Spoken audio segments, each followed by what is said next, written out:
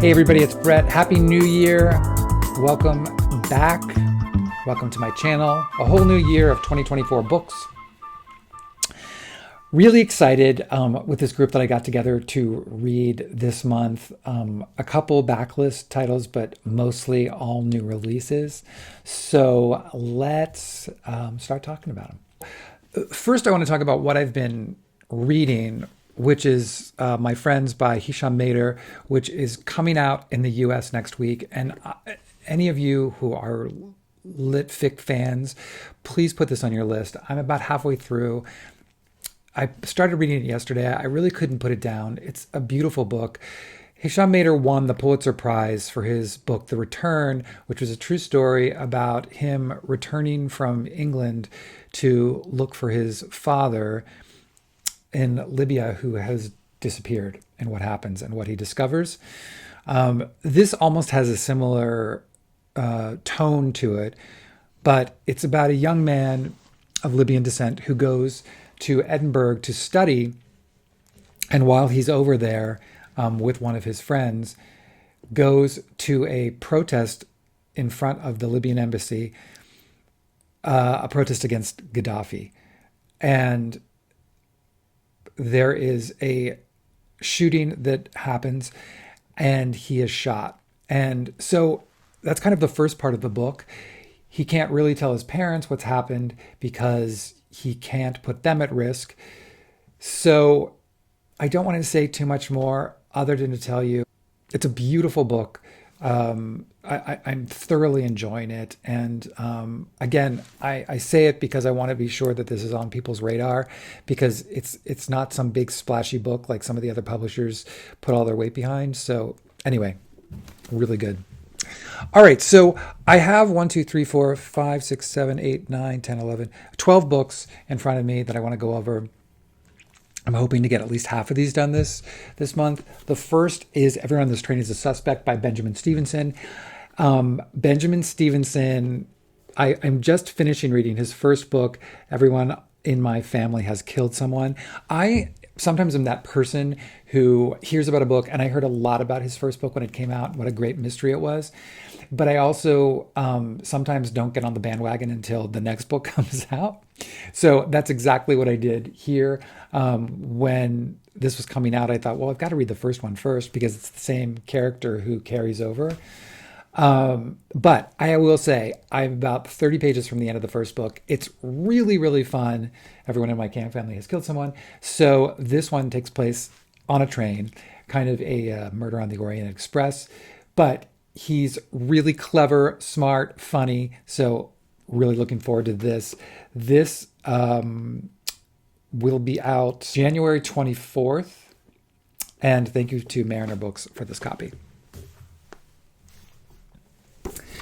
Mercury by Amy Jo Burns. This is Amy Jo Burns' second book. I did not read her first book, Shiner. This is about a roofing family's bonds of loyalty are tested when they uncover a long-hidden secret at the heart of their blue-collar town. Jason, my pod partner, has read this already and said it's fantastic, as well as some other friends of mine. Like I said, this came out this past Tuesday, the 2nd, and it's supposed to be really great for those of you who are Book of the Month Club members. I know this is a Book of the Month Club. I think it's on Book of the Month Club this month. So there you go. Dolly Alderton's Good Material. This is a romantic comedy. I've never read any Dolly Alderton, and she only came into my consciousness because of her best friend, who I think I've had this conversation before. I know I have, which is Carolyn O'Donoghue, who wrote The Rachel Incident, and I loved that so much. So I thought, I've got to jump on the Dolly Alderton train. I know she's a really popular writer in the UK. So really excited to try this one out.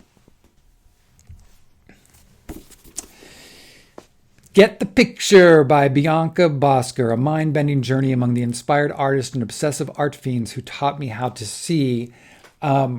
Again, did not read Bianca Bosker's first book, Cork Dork. This is nonfiction, which I hear reads like a great fiction novel. Bianca Bosker immerses herself into the art world, the gallerists, everyone involved in all facets of the business she gets involved with, and this is the story. So I love a little nonfiction, and this one sounds like it's going to be really fun. And thank you to Viking for this book. It comes out February 6th. Okay, it's all about covers this year in 2024, and they're bringing it.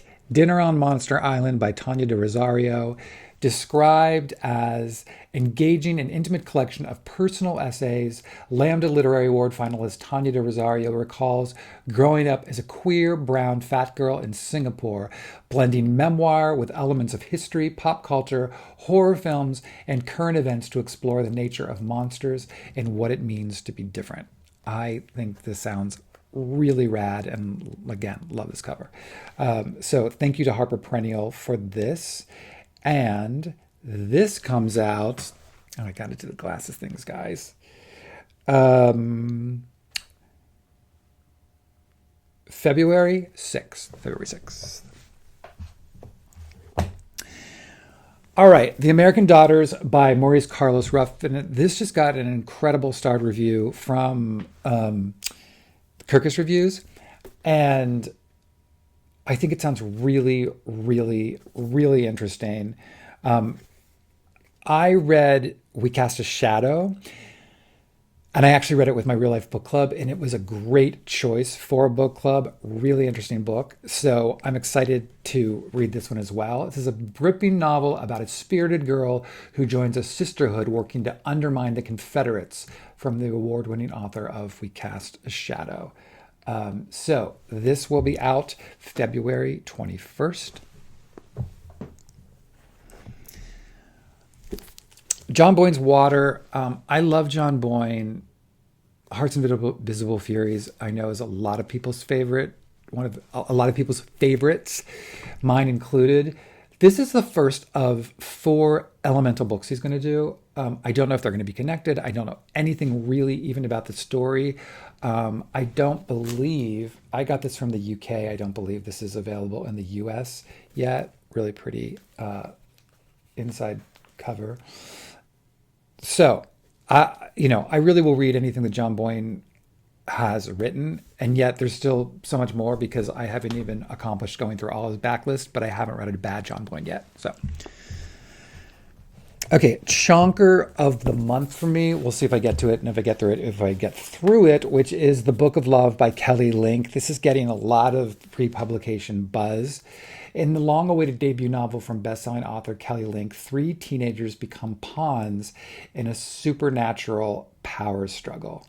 The Book of Love showcases Kelly Link at the height of her powers, channeling potent magic and attuned to all the varieties of love, from friendship to romance to abiding family ties.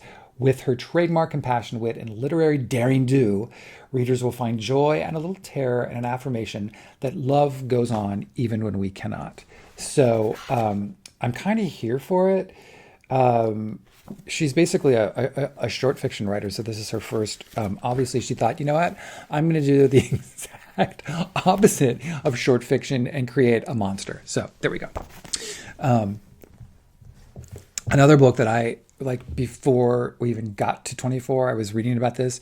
Love this cover. Great Expectations by Vinson, Cunningham, about a young black man who goes to work on a presidential campaign, and what happens. It's never mentioned, but it's inferred that it's Barack Obama. So really, really excited to see this. It says, a historic presidential campaign changes the trajectory of a young black man's life in this highly anticipated novel from one of the New Yorker's rising stars. So this comes out March 12th, and thank you so much to Hogarth Books for this. Another nonfiction selection, Grief is for People by Sloane Crosley. I have never read any Sloane Crosley. This book is a memoir and meditation about multiple kinds of loss following the death of her best friend. I'm hearing fantastic things about this. Thank you to MCD for this copy. This comes out February 27th. Again, great cover. Dead in Long Beach, California by Venita Blackburn. This is about a woman whose brother commits suicide, and rather than tell people, she assumes his identity and what kind of happens. Again, this got an incredible review in Kirkus Reviews. This comes out January 23rd. It sounds like it's going to be crazy. Thank you again to MCD for this. Greta and Valdin by Rebecca Reilly. Very interesting. Rebecca Reilly is a New Zealander who, this book has been out in New Zealand and is a big fat hit over there. So this is its stateside debut about a brother and sister and kind of the hijinks that they get involved with. It sounds like it's hilarious and touching, and a interesting cover. So I like this cover. I don't know what it's giving us necessarily, but it looks really good. This comes out February 6th. And thank you to Avid Reader Press. And the last book is something I really thought I was going to get to at the end of 2023, but did not. The Words That Remain by Stenio Gardel. This, as you can see, won the National Book Award for translated literature. So it says, a letter is beckoned to Raimondo since he received it decades ago from his youthful passion, handsome Cesario. But having grown up in an impoverished area of Brazil where the demands of manual labor thwarted his becoming literate, Raimondo has long been unable to read. As young men, he and Cicero fell in love, only to have Raimondo's father brutally beat his son when he discovered their affair. Even after Raimondo succeeds in making a life for himself in the big city, he continues to be haunted by this secret missive full of longing from the distant past. Now at age 71, he at last acquires a true education and the ability to access the letter. Exploring Brazil's little-known hinterland as well as its urban haunts, this is a sweeping novel of repression, violence, and shame, along with their flip side, survival, endurance, and the ultimate triumph of an unforgettable figure on society's margins. The Words That Remain explores the universal power of the written word and language and how they affect all our relationships. I think it sounds really, really good. So that is my hopeful pile of January possibilities. Let me know if any of these sound interesting to you, or if you've read any of these. Who knows also what I'm going to do on audio. I have a few things lined up that I'm going to try to get to, including the laughter, some of the Aspen Words long list that I still have to accomplish. But we'll see. We'll see how that goes. I hope you're all having a great start to your years. Let me know what you're reading below. And as always, thank you for hanging in, checking out my content. I appreciate it more than you know. And I will see all you guys soon. Thanks.